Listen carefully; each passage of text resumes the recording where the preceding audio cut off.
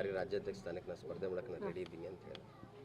ನೋಡ್ರಿ, ಇದು ಯಾರ್ಯಾರು ವೈಯಕ್ತಿಕ ಹೇಳಿಕೆಗಳು ಕೊಡ್ತಾರ, ಆ ವೈಯಕ್ತಿಕ ಹೇಳಿಕೆಗಳಿಗೆ ನಾ ಏನೂ ರಿಯಾಕ್ಷನ್ ಕೊಡೋದಿಲ್ಲ.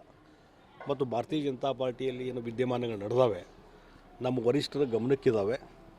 ಆದಷ್ಟು ಬೇಗನೆ ಎಲ್ಲವನ್ನೂ ಸರಿ ಮಾಡ್ತಾರೆ ಅನ್ನುವಂಥ ವಿಶ್ವಾಸ ನನಗಿದೆ. ಭಾಳ ದಿವಸ ನಡೀತಾ ಇದೆ ಸರ್, ತಿಕ್ಕಾಟ ಆಗ್ತದೆ, ಕಾರ್ಯಕರ್ತರಲ್ಲಿ ಗೊಂದಲ ಆಗ್ತಾ ಇದೆ. 3-4 ಗುಂಪುಗಳು ಯಾವ ಜೊತೆಗೆ ನಿಂತು ಮಾಡ್ಬೇಕು ಅನ್ನೋದು ಕಾರ್ಯಕರ್ತರಿಗೆ ಇದಾಗ್ತಾ ಇದೆ ಸರ್. ಡೆಫಿನೆಟ್ಲಿ ಈ ಒಂದು ರಾಜಕೀಯ ಪಕ್ಷದಲ್ಲಿ ಇದೆಲ್ಲ ಸಹಜವಾದಂಥ ಪ್ರಕ್ರಿಯೆ. ಇದು ಕಾಂಗ್ರೆಸ್ ಪಾರ್ಟಿಗಿರ್ಬೋದು ಅಥವಾ ಬೇರೆ ಪಾರ್ಟಿಗಿರ್ಬೋದು ಎಲ್ಲ.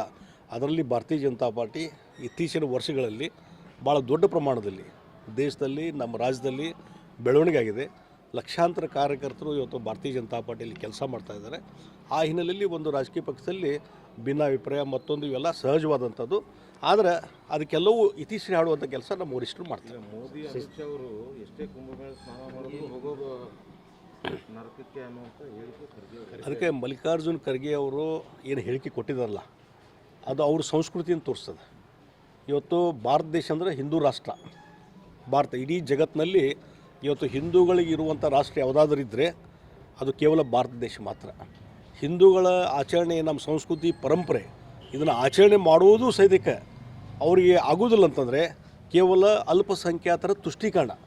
ಇವತ್ತು ಅಲ್ಪಸಂಖ್ಯಾತರು ಯಾವುದೋ ಮಕ್ಕಾಗೆ ಹೋಗ್ತಾರೆ, ಹಂಗೆ ಅಲ್ಲಿ ಹೋದರೂ ಅಲ್ಲಿ ಯಾಕೆ ಹೋದ್ರಿ ಅಂತ ಯಾಕೆ ಕ್ವಶನ್ ಮಾಡೋದಿಲ್ಲ ಖರ್ಗೆಯವರು. ಮಕ್ಕಾಕ್ಕೆ ಹೋದರೆ ಆಮೇಲೆ ಇಟ್ಲಿಗೆ ಹೋಗ್ತಾರೆ, ಯಾರೋ ಕ್ರಿಶ್ಚಿಯನ್ಸು ಪೋಪನ ಭೇಟಿಯಾಗಿ ಬರ್ತಾರೆ, ಅದನ್ನು ಕ್ವಶನ್ ಮಾಡಬೇಕಲ್ಲ ನೀವು. ಅದನ್ನು ಕ್ವಶನ್ ಮಾಡೋದು. ಅಲ್ಪಸಂಖ್ಯಾತರ ವಿಚಾರಗಳ ಬಗ್ಗೆ, ಅವರ ಧಾರ್ಮಿಕ ವಿಚಾರಗಳ ಬಗ್ಗೆ ನೀವೇನು ಕ್ವಶನ್ ಮಾಡೋದಿಲ್ಲ. ಆದರೆ ಹಿಂದೂಗಳ ಬಗ್ಗೆ, ಧಾರ್ಮಿಕ ಆಚರಣೆ ಬಗ್ಗೆ ಇದು ಲಕ್ಷಾಂತರ ಜನ ಹೋಗ್ತಾರೆ, ಅಲ್ಲಿ ಕೋಟ್ಯಾಂತರ ಜನ ಹೋಗ್ತಾರೆ. ಅವರ ನಂಬಿಕೆಯ ಪ್ರಶ್ನೆ ಅದು. ಅದನ್ನು ನೀವು ಕ್ವಶನ್ ಮಾಡ್ತೀರಿ ಅಂತಂದರೆ ನಿಮ್ಮ ಸಂಸ್ಕೃತಿನೇ ಅದು ಕೇವಲ ಅಲ್ಪಸಂಖ್ಯಾತರ ತುಷ್ಟೀಕರಣ ಮಾಡೋದು ಮಾತ್ರ ನಿಮ್ಮ ಸಂಸ್ಕೃತಿ. ಹೀಗಾಗಿ ಆ ಹಿನ್ನೆಲೆಯಲ್ಲಿ ಮಲ್ಲಿಕಾರ್ಜುನ್ ಖರ್ಗೆ ಹಿಂದೂ ಸಮಾಜಕ್ಕೆ ಒಂದು ಅಪಮಾನ ಮಾಡಿದ್ದಾರೆ. ಅದನ್ನು ಖಂಡಿಸ್ತಾ ಇದ್ದೇನೆ. ಈ ರೀತಿ ಹಿಂದೂಗಳ ಅಪಮಾನ, ಅದೇ ರೀತಿ ಅಲ್ಪಸಂಖ್ಯಾತರ ವಿಚಾರಗಳ ಬಗ್ಗೆ, ಧಾರ್ಮಿಕ ಕೇಂದ್ರಗಳ ಬಗ್ಗೆ ಅವರು ಮಾತಾಡಿದ್ರೆ ಅವ್ರ ಅಸ್ತಿತ್ವ ಉಳಿತಿದ್ರು ಅನ್ನೋ ಪ್ರಶ್ನೆ ಬರ್ತೀನಿ ನಾನು. ಹೀಗಾಗಿ ಈ ಖರ್ಗೆ ಅವರು ಇದನ್ನೆಲ್ಲ ಅರ್ಥ ಮಾಡ್ಕೋಬೇಕು ಮತ್ತು ಇದಕ್ಕೆ ಯಾವುದೇ ರೀತಿ ವ್ಯಂಗ್ಯವಾಗಿ ಮಾತಾಡುವಂಥ ನಿಲ್ಲಿಸ್ರಿ. ಹಿಂದೂಗಳ ಭಾವನೆಗೆ ಧಕ್ಕೆ ತರುವಂಥ ಕೆಲಸ ಖರ್ಗೆ ಅವರು ಮಾಡಬಾರ್ದು ಅಂತ ನಾ ಹೇಳ್ತೇನೆ. ಅದೇ CBI ಎನ್ಕ್ವೈರಿ ಆಗಬೇಕು ಬೇಡ ಅನ್ನುವಂಥದ್ರ ಬಗ್ಗೆ ಅದಕ್ಕೆ ಕೋರ್ಟ್ನವ್ರು ಈಗಾಗಲೇ ವಾದ ವಿವಾದ ಕೇಳಿದ್ದಾರೆ.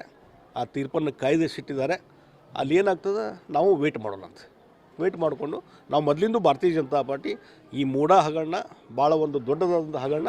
ಇದರಲ್ಲಿ ಮುಖ್ಯಮಂತ್ರಿಗಳೇ ಇನ್ವಾಲ್ವ್ ಇರೋದ್ರಿಂದ ಇವತ್ತು ಲೋಕಾಯುಕ್ತ ಅಥವಾ ಸ್ಥಳೀಯವಾದಂಥ CID ಮತ್ತೊಂದು ಇದರ ಮುಖಾಂತರ ತನಿಖೆ ಆಗಲಿಕ್ಕೆ ಸಾಧ್ಯ ಇಲ್ಲ. ಸ್ಥಳೀಯ ಆದಂಥ ಅಧಿಕಾರಿಗಳು ಇರೋದ್ರಿಂದ ಅದಕ್ಕಾಗಿ ಇದನ್ನು CBI ತನಿಖೆ ಕೊಡಬೇಕನ್ನುವಂಥ ಒತ್ತಾಯ ಮೊದಲಿಂದ ನಾವು ಮಾಡ್ತಾ ಇದ್ದೇವೆ. ಈಗ ಕೆಲವರು ಕೋರ್ಟಿಗೆ ಹೋಗಿದ್ದಾರೆ, ಅಲ್ಲೇನು ತೀರ್ಪು ಪಡ್ತಾರೆ ನೋಡೋಣಂತೆ, ವೇಟ್ ಮಾಡೋಣ. CBI ಅಂದರೆ ಯಾಕೆ ಭಯ ಕಾಂಗ್ರೆಸ್ ಈ ಪ್ರಕರಣದಲ್ಲಿ? ಇಲ್ಲ, ಮೊದಲಿಂದು CBI ಅಂತಂದರೆ ಅವ್ರಿಗೆ ಯಾವಾಗಲೂ ಭಯ ಇದ್ದೇ ಇದೆ. ಯಾಕಂದರೆ ಇಲ್ಲೇನೋ ಕೇಸ್ಗಳನ್ನು ಮುಚ್ಚಿ ಹಾಕ್ಬೋದು ಅನ್ನುವಂಥದ್ದು. ಹಿಂದೆ ನೋಡಿ ಲೋಕಾಯುಕ್ತ ಇದ್ದದನ್ನು ಲೋಕಾಯುಕ್ತ ಮುಚ್ಚಿ ಹಾಕಿ, ಲೋಕಾಯುಕ್ತ ಸಂಸ್ಥೆಯನ್ನು ಮುಚ್ಚಿ ಹಾಕಿ ACBI ತರುವಂಥದ್ದು, ಆ್ಯಂಟಿ ಕರಪ್ಷನ್ ಬ್ಯೂರೋ ಅಂತ ತರುವಂಥ ಕೆಲಸ ಯಾರು ಮಾಡಿದ್ರು? ಸಿದ್ದರಾಮಯ್ಯ. ಮುಂದೆ ಕೋರ್ಟ್ನವರು ಅದನ್ನು ಕ್ವಾಶ್ ಮಾಡಿ ಲೋಕಾಯುಕ್ತ ಪುನಃ ಅಸ್ತಿತ್ವ ತರುವಂಥ ಕೆಲಸ ಕೋರ್ಟ್ನವ್ರು ಮಾಡಿದರು. ಹೀಗಾಗಿ ಇವತ್ತು ಸ್ಥಳೀಯವಾದಂಥ ಅಧಿಕಾರಿಗಳ ಎನ್ಕ್ವೈರಿಯಲ್ಲಿ ಇರ್ತದೆ, ಅದರ ಮೇಲೆ ಅವ್ರಿಗೆ ನಂಬಿಕೆ ಇದೆ. ಹೀಗಾಗಿ CBI ಅಂದ್ಕೊಳ್ಳೆ ಅದ್ರ ಮೇಲೆ ಮೊದಲಿಂದ ಹೆದರಿಕೆ ಕಾಂಗ್ರೆಸ್ ಅವ್ರಿಗೆ ಇದ್ದೇ ಇದೆ. Okay sir.